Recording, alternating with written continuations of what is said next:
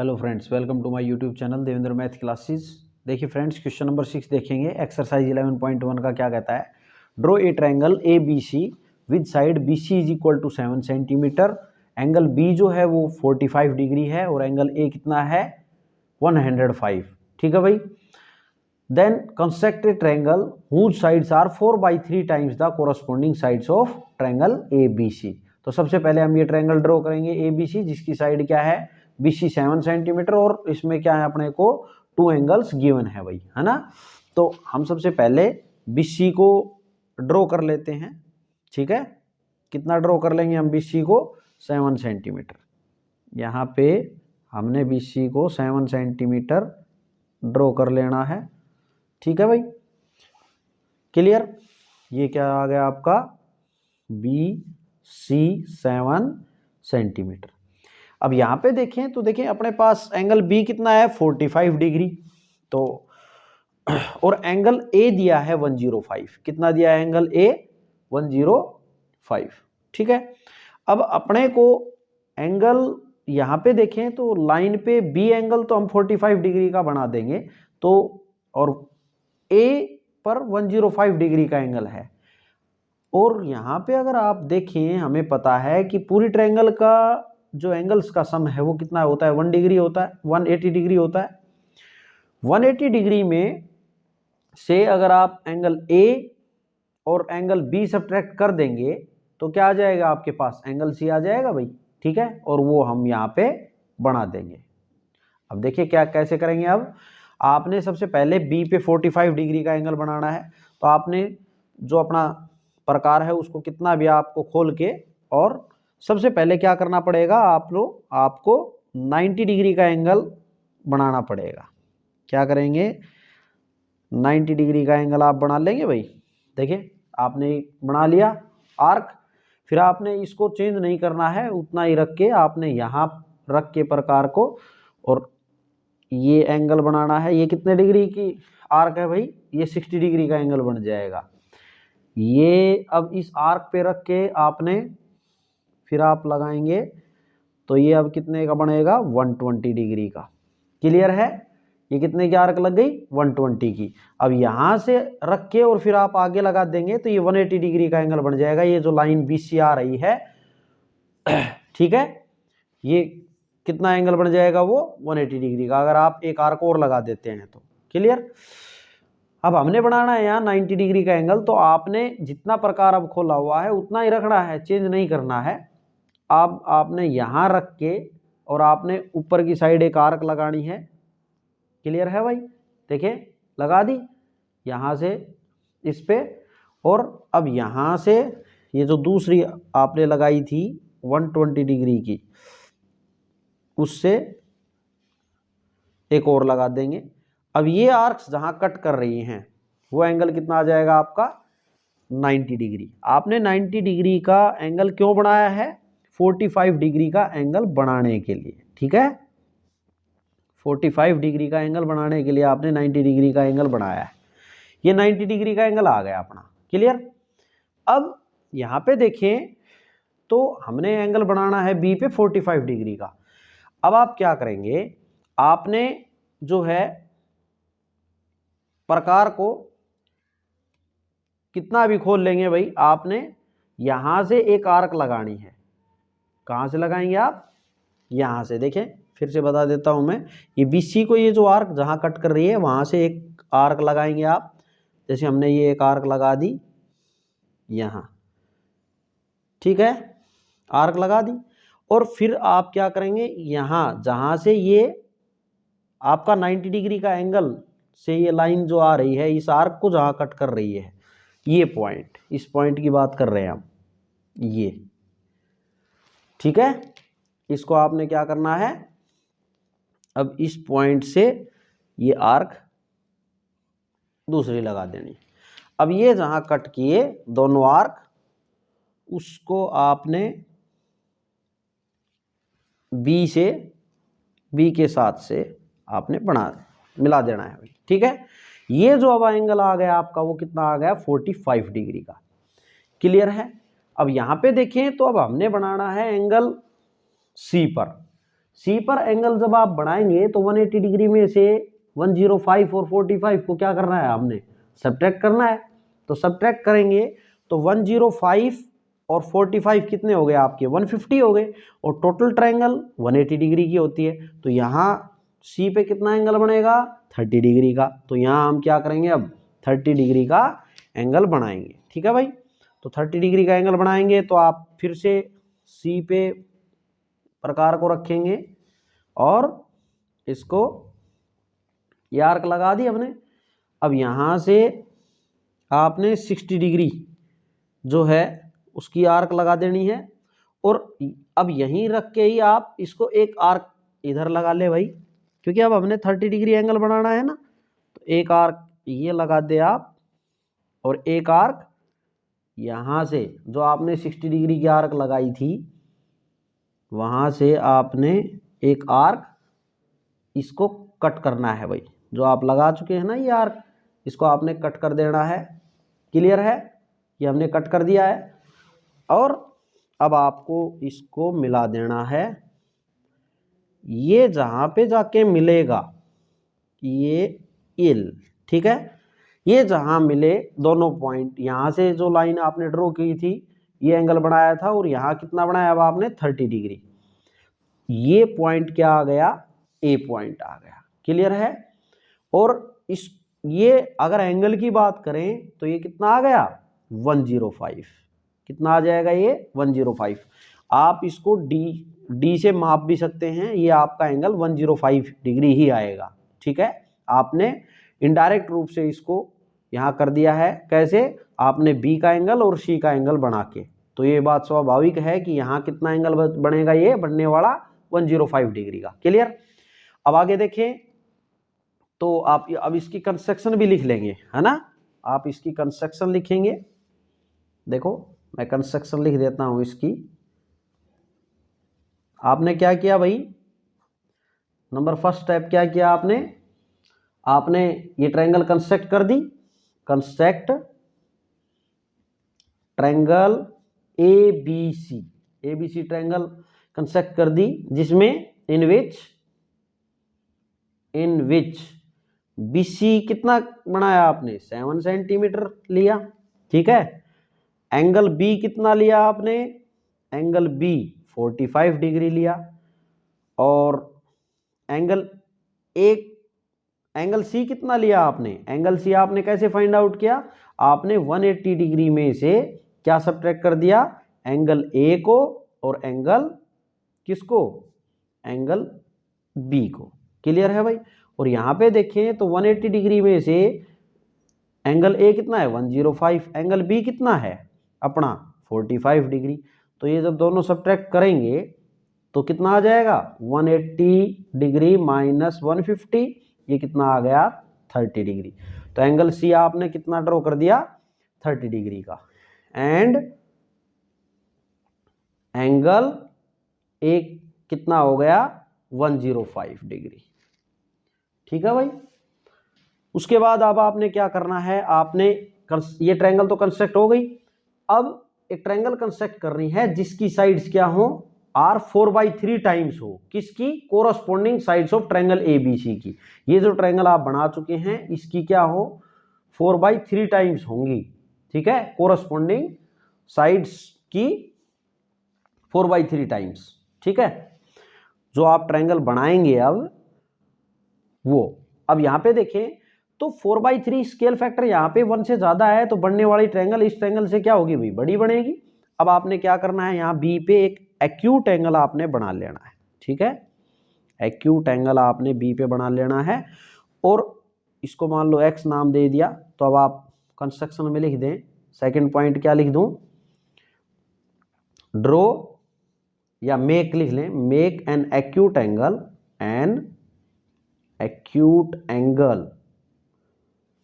Angle क्या, CBX।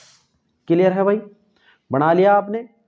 अब आपने देखें 4 और 3 में कौन बड़ा है, 4 बड़ा है। तो अब आपने ये जो BX लिखा है, आपने क्या लिखा है BX, उसके आपने 4 टुकड़े करने हैं इक्वल।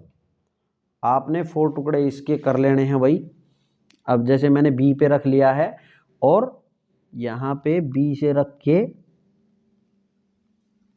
आपने 1 2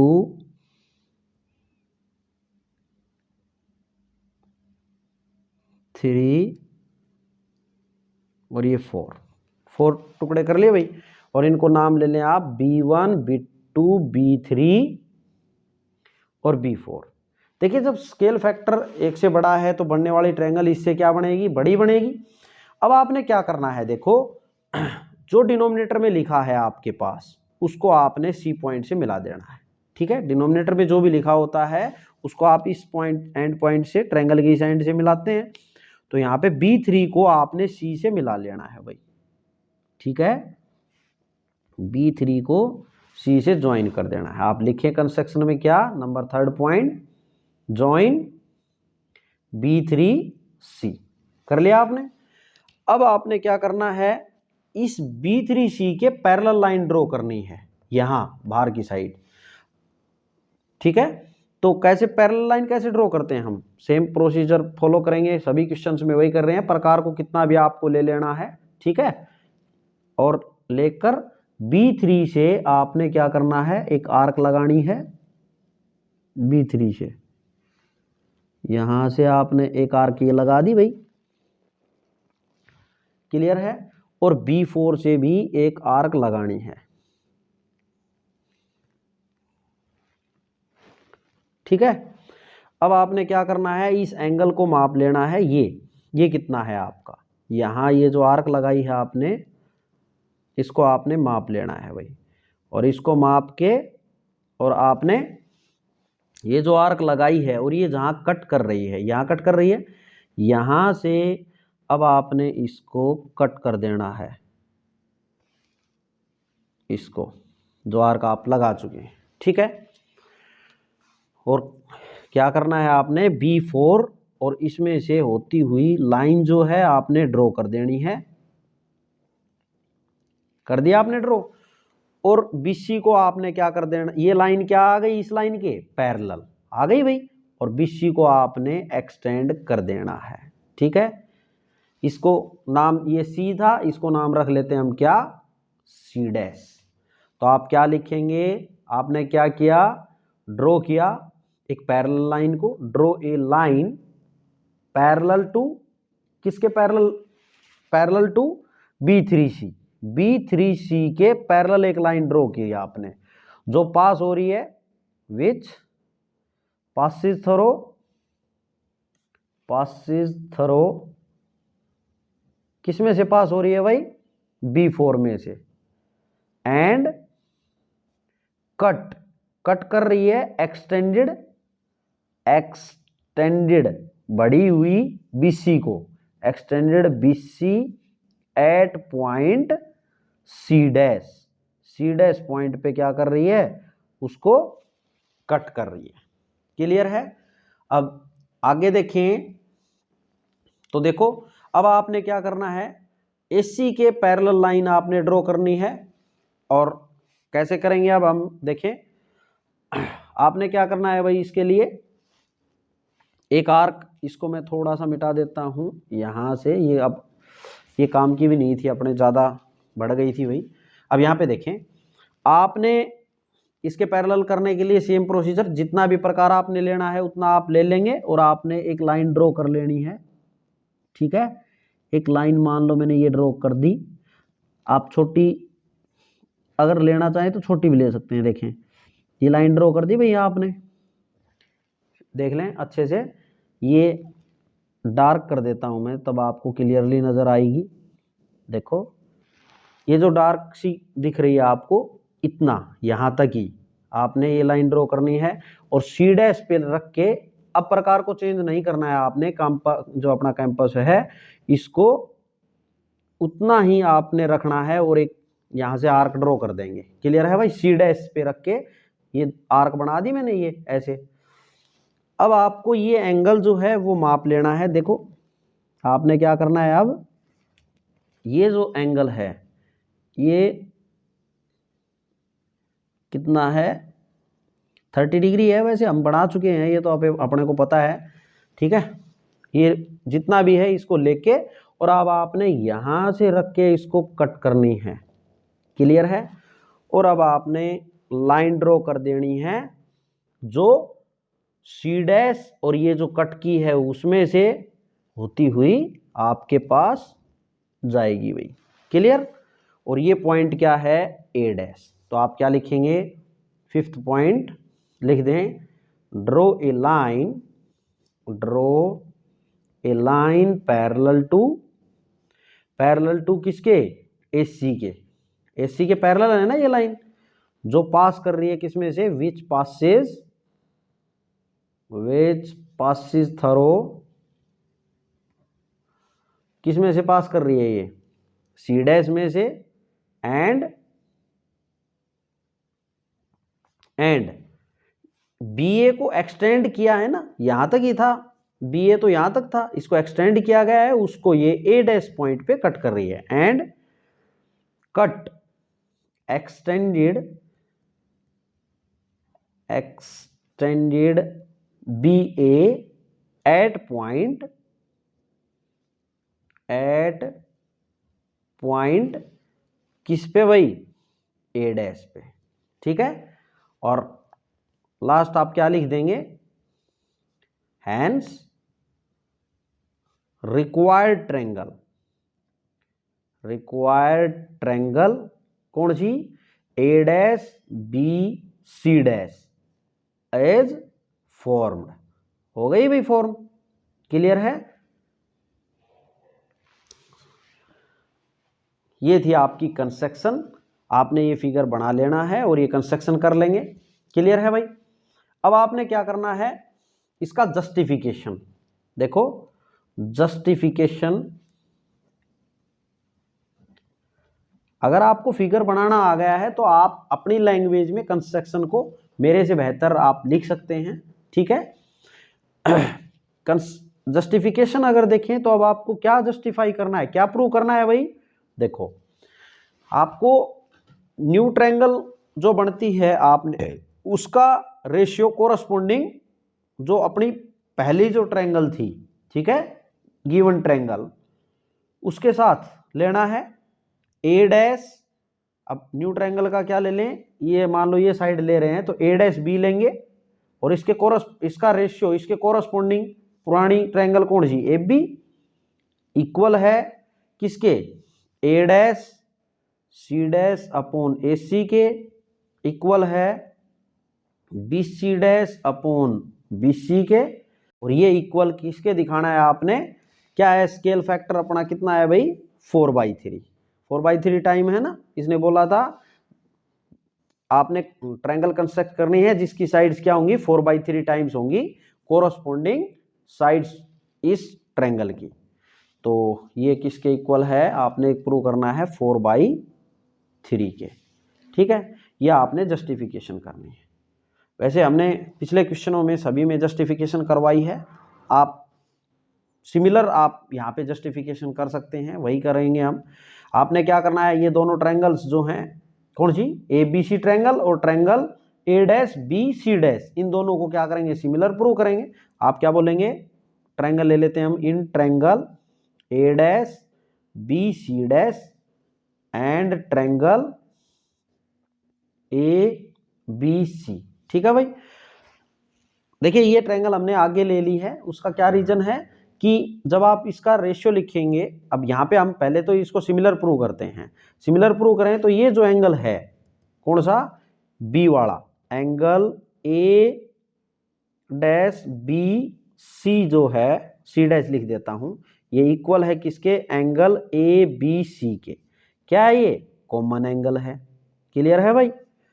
दूसरा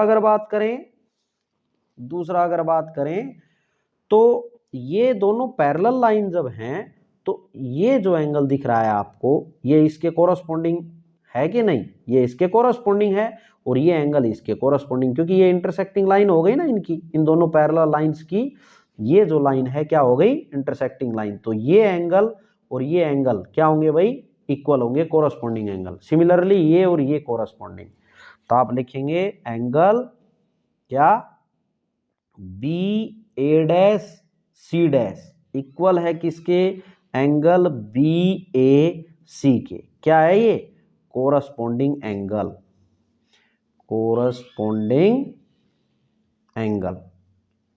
ठीक है भाई। अब आगे बात करें तो देखो एंगल,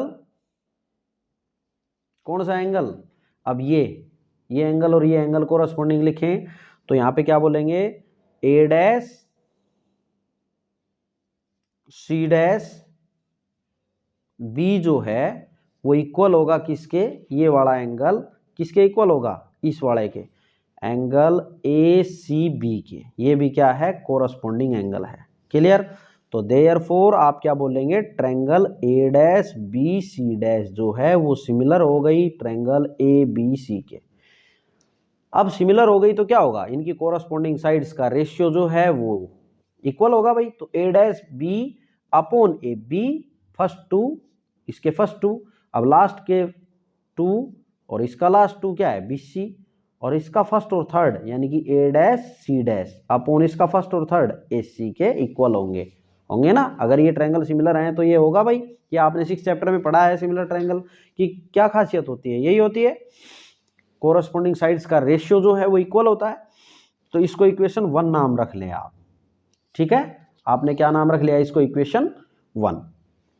अब सेकंड देखें तो अब जो ये नीचे ट्रायंगल आपको नजर आ रही है ये कौन सी ट्रायंगल बी, अब देखें आपने ये ऊपर लिखे हैं तो इसमें अब ये ऊपर ही आ गए ना, अगर आपने ये ट्रायंगल आगे लिख ली तो, अदरवाइज ये आगे लिखते, ये बाद में सिमिलर लिखते हैं तो दोनों सिमिलर ही, तो ये भी आगे लिख सकते हैं ये बाद में लिख सकते हैं। लेकिन अगर आपने ये आगे लिखी है तो अब आपको इनको चेंज नहीं करना पड़ेगा, अदरवाइज ये पहले लिख लेते तो आप A B upon A dash B लिखते, फिर अगले स्टेप में इसको चेंज करना पड़ता। ठीक है ना, तभी तो ये दिखता, हमें तो प्रूव ये करना है। अब यहाँ पे बात करें तो अब आप क्या बोलेंगे भाई, अब ट्रायंगल ले लेंगे, आप बोलेंगे सिमिलरली। अब आपको इसको जो है इन दोनों ट्रायंगल्स को, कौन सी बी सी बी थ्री को, triangle B C B three, आप यहां भी देखें कि आपने बी सी डैश आप पहले लिखे, B C dash B four को लिख लें भाई, वही बात यहां पे है जो मैंने यहां बताई है कि ये पहले लिख ली। सिमिलर है ट्रायंगल किसके, बी सी बी थ्री के। क्लियर है। अब यहां पे देखें तो बार बार आपको करके नहीं दिखाना है कि ये मतलब ये क्यों सिमिलर है। देखिए यहां पे ये सिमिलर हुआ, क्यों हुआ, बाई एंगल क्राइटेरियन से बोला है आपने कि ये सिमिलर हुआ। क्लियर है, तीनों एंगल थे ना इक्वल, तो यहां ये सिमिलर हो गया, तो यहां से आप क्या बोलेंगे कि इनकी कोरस्पोंडिंग साइड्स का रेशियो यानी B C dash upon B C equal होगा किसके, फर्स्ट के टू और इसके टू, और यहां लास्ट का टू क्या है C dash B four, C dash B four upon C B three is equal to first और last B B four upon B B three. अब यहां पे देखें is equal to B B four कितना है अपना, यहां पे देखें बी बी फोर 1 2 3 4, तो ये 4 है तो आप इसको क्या लिख देंगे भाई 4 अपॉन बी बी थ्री, देखो बी बी थ्री 1 2 3 कितने पार्ट हैं बी बी थ्री में 3, तो आप इसको क्या लिख देंगे बी बी थ्री को 3। क्लियर है। अब यहां पर देखें इसको इक्वेशन आप 2 लिख लें। अब आप 1 और 2 में देखेंगे तो यहां जब ये सभी इक्वल हैं तो B C dash upon B C जो है वो इक्वल है 4/3, ये भी इक्वल है ना 4/3 के, ये सब इक्वल हैं तो, और यहां देखो B C dash upon B C इसमें भी है, तो आप कह सकते हैं कि ये सभी, और ये किसके इक्वल है, इसके भी है और इसके भी है, तो ये तीनों इक्वल होंगे किसके 4/3 के भी इक्वल होंगे, और यही तो हमने प्रूव करना है, यही क्या करना है अपने को प्रूव। तो आप क्या बोलेंगे, आप बोलेंगे, मैं यहां लिख देता हूं फ्रॉम फर्स्ट एंड सेकंड से, फ्रॉम फर्स्ट एंड सेकंड से क्या बोलेंगे आप, A dash B upon A B is equal to A dash C dash upon A C is equal to B dash B C dash upon B C equal है किसके 4/3 के। ये prove होता है भाई, ठीक है। ये थी आपकी जस्टिफिकेशन। आप उम्मीद है आपको वीडियो समझ आई होगी। अगर फ्रेंड्स आपको क्वेश्चन समझ आया है, देखिए ये आपका क्वेश्चन है और ये आपकी कंस्ट्रक्शन, उसके बाद हमने आपको जस्टिफिकेशन करवाई है क्वेश्चन नंबर 6 की, ठीक है। आप नोट कर लेंगे। और अगर आपने मेरे चैनल को सब्सक्राइब नहीं किया है तो प्लीज़ आप सब्सक्राइब कर लें, ताकि मेरी जो मेहनत है वो सफल रहे, और अपने फ्रेंड सर्कल में भी ज़रूर बताएं।